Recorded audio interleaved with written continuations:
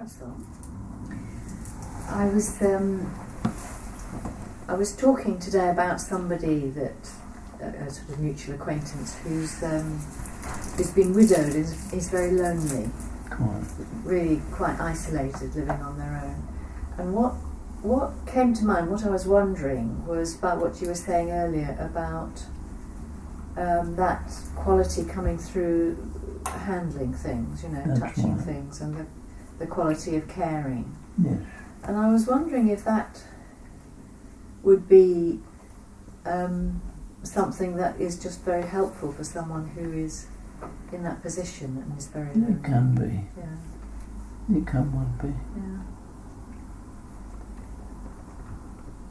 Yeah. It's depending entirely upon the person to a degree of how you can handle these things. And this you have to rely on your own feelings rather than your thinking. And deep feelings, not emotional ones. And you usually find that you can respond to the need of the moment without a great deal of thought. And after that may come words, just feeling,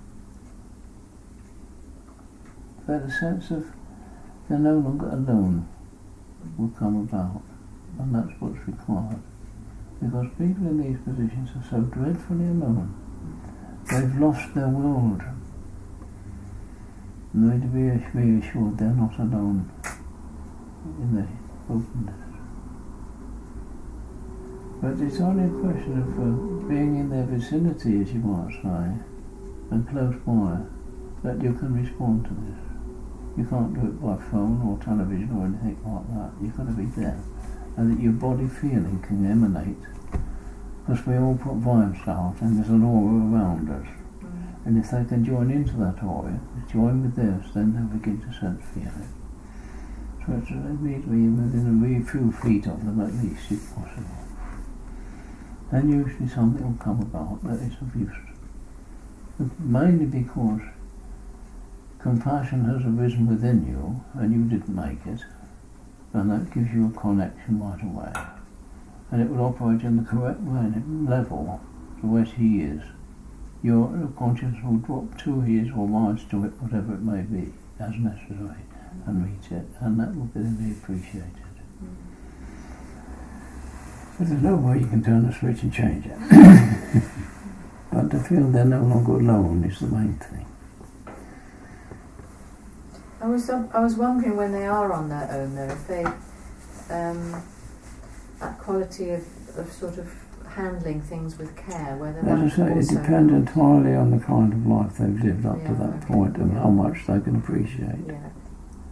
See, some people perhaps you could do nothing about because they've cut themselves off completely. Yeah. If they have, then you can't do anything. No. But if they've still got an open spot, then you can find it, and you'll find it, and it will help. I say it's a dependency upon the person and the situation, whether it can be helped or not. Yeah. I mean, it's very much in the line of what we're doing here, trying to find our way out of this conditioned world. We've decided that there is perhaps a way, and we've perhaps tried. And so many people think there isn't a way, and we don't even bother to try. So they close their minds to any possibility of change, for the moment at least. Maybe a few lifetimes more they'll be different, but I say it's the same with a person who's lost somebody. I know I've lost your love. I know it's fine. There's a big hole in your life, and you live in it.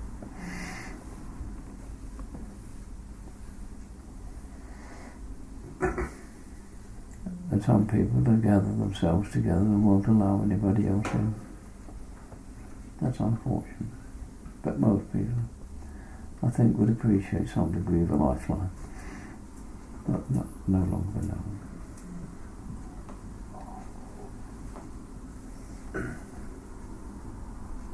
And quite often in this aspect is just a touch on the shoulder, something like that. It expresses more than ever words could say, and that helps.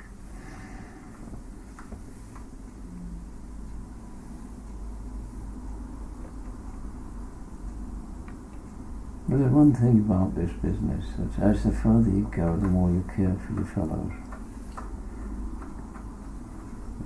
For fellow beings, put it that way, because it goes to animals and plants as well as people. Everything matters very much indeed.